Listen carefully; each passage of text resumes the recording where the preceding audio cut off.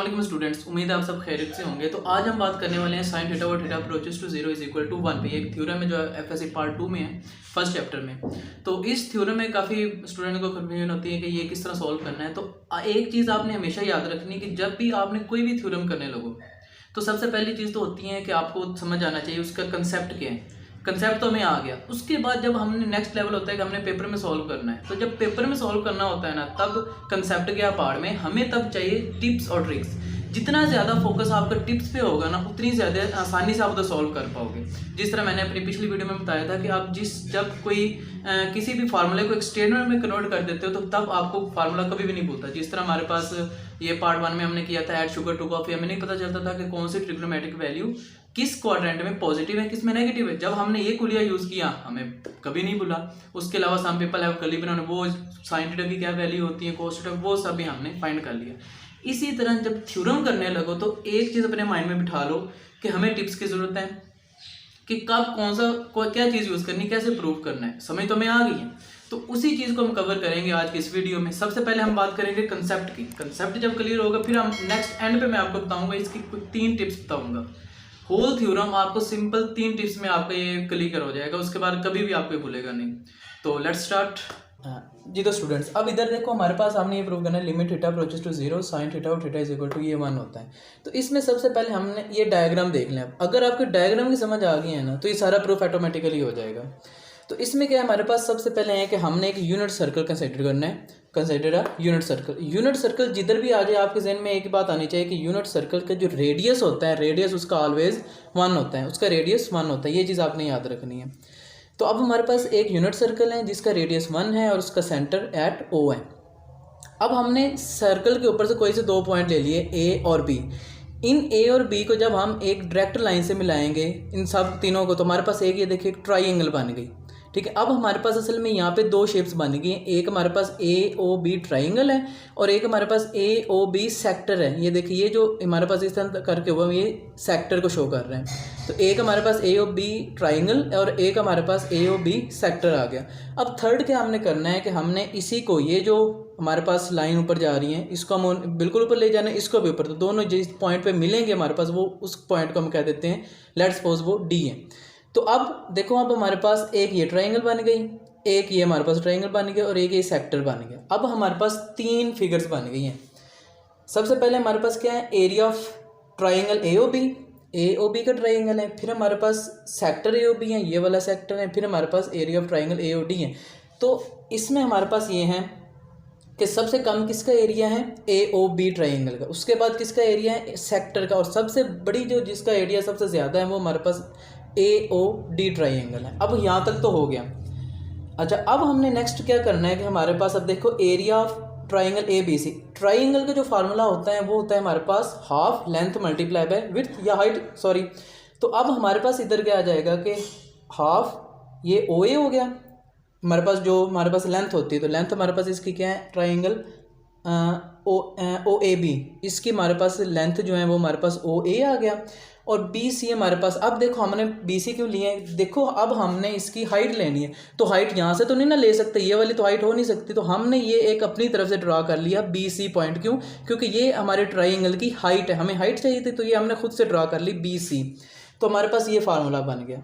अब हम आ जाते हैं नेक्स्ट पे कि एरिया ऑफ सेक्टर क्या होता है। एरिया ऑफ सेक्टर हमारे पास होता है हाफ R स्क्वायर थीटा, ये आप पार्ट 1 में पढ़ चुके होंगे। उसके बाद हमारे पास नेक्स्ट आ जाता है कि ट्राइंगल AOD। अब अगर हम इस ट्राइंगल की बात करें तो इसका भी वही formula, half length multiply by height. अब देखो इसकी पहले से ही हाइट दी हुई है, तो हाइट हमारे पास AD आ जाएगी और लेंथ जो हमारे पास इसकी OA ही है।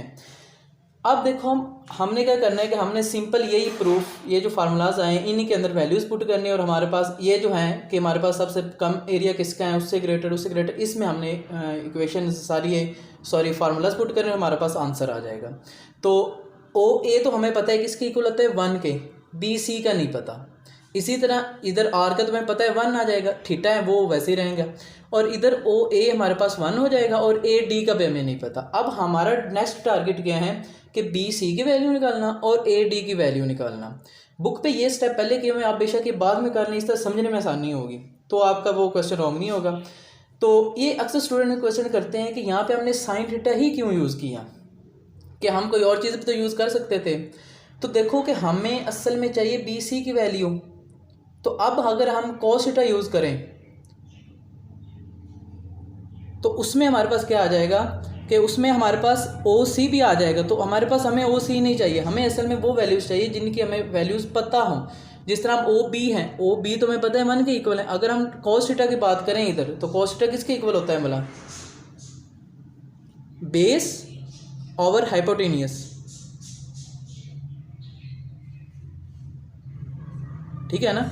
बेस हमारे पास, अब इस ट्राइंगल की बात कर रहे हैं तो ओ सी आएगी, ट्राइंगल ओ सी।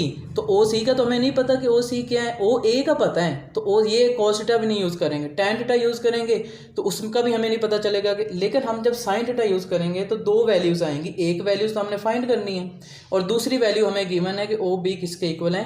1 के इक्वल है। तो इस तरह करके ये चीज़ आ जाएगी कि sin थीटा हम यूज़ करेंगे और ये क्योंकि ओ बी 1 के इक्वल है तो B C is equal to sin theta आ गया। अब इससे नेक्स्ट क्या करेंगे हम कि अब हम बात करेंगे इस ट्राइंगल की ओ ए डी की।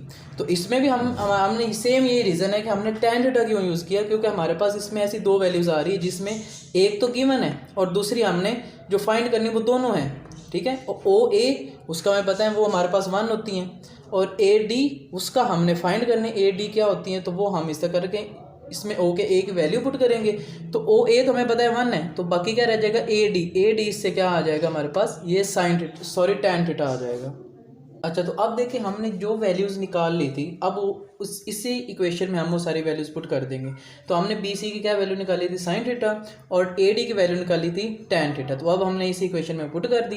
तो अब हमने इसको अगर हम थोड़ा सा और सिंप्लीफाई कर देंगे, डिवाइडेड बाय sin थीटा, तो हमारा अगर इस तरह करें तो इधर 1 आ जाएगा, इधर थीटा ओवर sin थीटा आ जाएगा, क्योंकि आर तो 1 है, 1 का स्क्वायर 1 ही आ जाएगा। और इसको अगर हम सॉल्व करें sin थीटा और cos थीटा, तो sin थीटा कैंसिल हो तो 1 ओवर cos थीटा रह जाएगा। अब अगर हम, क्योंकि हमें क्या चाहिए? sin थीटा ओवर थीटा चाहिए, तो ये थीटा और sin थीटा तो इसको उल्ट कर देंगे। जब हम इसको उल्ट करेंगे तो ये जो ट्रिग्नोमेट्रिक इनइक्वालिटी की वैल्यूज है ये भी चेंज हो जाएंगी। अब हमारा जो थर्ड मेन स्टेप है वो है हमने इसकी लिमिट लेनी है, लिमिट थीटा अप्रोचेस टू 0। अब क्या करना है? देखो, अगर इसके हमने अलग-अलग लिमिट्स इन तीनों पे अप्लाई करनी है। इस पे तो हमारे पास थीटा है नहीं तो इस पे तो अप्लाई होगा ही नहीं, इसका तो वैसे ही सिंपल आंसर आ गया हमारे पास 1। इसमें जब हम अप्लाई करेंगे तो cos थीटा cos 0 हमें पता है cos 0 1 होता है। अब ये भी 1 हो गया, ये भी 1 हो गया। इधर हम लिमिट की वैल्यू पुट नहीं कर सकते। क्यों नहीं कर सकते भला? क्योंकि देखो, अगर हम थीटा अप्रोचेस टू 0 पुट करें तो ये समथिंग ओवर इन 0 वो क्या होता है हमारे पास? इन्फिनिटी, अनडिफाइंड होता है। तो हमने तो ये पढ़ा है लिमिट वाले टॉपिक में कि बट्टे में 0 नहीं आना चाहिए, ओवर में 0 नहीं आना चाहिए, क्योंकि अगर ओवर में 0 आ जाएगा हमारे पास तो वो फंक्शन जो है वो हमारे पास अनडिफाइंड हो जाएगा। तो इधर हम यूज़ करेंगे सैंडविच थ्योरम का। अब वो में क्या कहते हैं कि वो में ये कहते हैं कि अगर इसी तरह इनइक्वालिटी हो और ये वाली इनइक्वालिटी जो दोनों के दरमियान है, अगर ये जो साइडों वाली दोनों वैल्यूज़ हैं, दोनों फंक्शंस हैं, अगर उनमें लिमिट अप्लाई करने से एक ही आंसर आ रहा हो, सेम आंसर हो, इन दोनों का सेम आंसर है, तो जो दरमियान वाली इनइक्वालिटी होगी उसका आंसर भी वही होगा। सैंडविच थ्योरम की ये स्टेटमेंट होती हैं। तो इस हिसाब से हमारे पास sin थीटा और थीटा ये इज इक्वल टू हमारे पास हो जाएगा 1, क्योंकि ये भी 1 है और ये भी 1 है। cos 0 पुट करेंगे तो वो भी 1 है। तो अगर ये दोनों 1 है तो दरमियान वाला भी सैंडविच थ्योरम के अकॉर्डिंग वो भी 1 हो जाएगा। तो इस तरह करके हमारा ये थ्योरम प्रूव हो जाएगा। अब हम आते हैं हमारी ट्रिक्स पे कि पेपर में जब हमने सॉल्व करना है तो हमें कैसे पता चलेगा कि हमने कौन सा स्टेप कैसे करना है और कहीं हम भूल ना जाएं। तो इसमें देखिए, सबसे पहली बात, मेन चीज़ जो है, आपने डायग्राम याद रखनी है।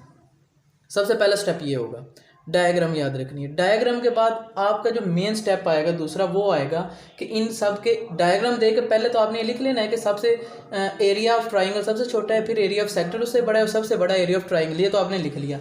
स्टेप 2 यहाँ से शुरू होता है कि आपने इनकी जो वैल्यूज़ हैं फार्मूलाज में, इनकी वैल्यूज़ निकालनी है। दोनों स्टेप हो गए। हमने एरिया ऑफ ट्राइंगल, ये हमने ये डायग्राम भी देख ली, उसके अलावा इसमें हमने ये भी देख लिया कि किसका ट्राइंगल, किसका एरिया ज़्यादा है, किसका कम है। स्टेप 2 में हमने वो मेन पॉइंट निकाली है जो ये फार्मूलाज में यूज़ होने हैं। फिर हमने ये भी देख लिया कि हमने sin थीटा ही क्यों निकाला है, कोई और चीज़ नहीं निकाली, क्यों नहीं निकाली, इसमें हमने tan थीटा की वैल्यू क्यों निकाली, तो वो भी सब हम कर चुके। अब नेक्स्ट चीज़ क्या आती है हमारे पास, वो ही आती है कि हमने वो जो हमने सारी वैल्यूज निकाली हैं वो वापस इसी क्वेश्चन में पुट कर देंगे। जब इसमें हमने ये सारी वैल्यूज पुट कर दी तो हमारे पास ये इक्वेशन आ गई। इसको मैथमेटिकली सिंपल सा प्रूफ सॉल्व करना है, हमारे पास ये एक इनइक्वालिटी ये आ जाएगी। अब जो थर्ड स्टेप है वो ये है कि हमने लिमिट अप्लाई करनी है थीटा अप्रोचेस टू 0 पे। इस इनइक्वालिटी पे, तो वो पुट करेंगे तो फिर हमारे पास सैंडविच थ्योरम से हमारे पास ये आंसर आ जाएगा। तो अब वो 3 स्टेप कौन कौन से हैं? नंबर 1 डायग्राम के अकॉर्डिंग आपने एरियाज लिख लेने, कौन सा एरिया बड़ा है कौन सा छोटा है। स्टेप 2 हमारे पास ये होगा कि हमने उसकी ट्राइंगल्स वो जितने भी उसमें उसके फार्मूला लिखना है, फार्मूले में जो चीज़ हमारे पास गिवन नहीं है वो हमने फाइंड कर लेनी है, वो हमने करके लिख लिया। स्टेप 3 हमने उसकी लिमिट लेनी। जब इस तरह करके आप करोगे तो पेपर में कभी भी आपको ये क्वेश्चन इसका कोई भी स्टेप बोलेगा नहीं, ईजिली आप सॉल्व कर लोगे।